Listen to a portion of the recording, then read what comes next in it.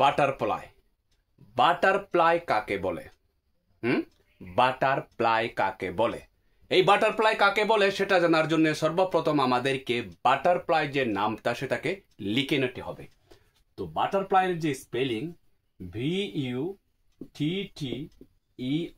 Butter, FLY, butterfly.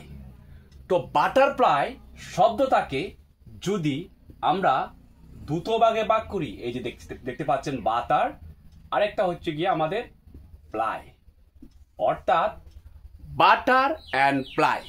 তো আমরা জানি বাটার শব্দের অর্থ হলো গিয়ে মাখন, হ্যাঁ, অ্যান্ড ফ্লাই শব্দের অর্থ হলো গিয়ে ওড়া। ঠিক আছে, ওড়া, অর্থাৎ মাখন যখন ওড়ে তখন সেটাকে আমরা বলি বাটারফ্লাই।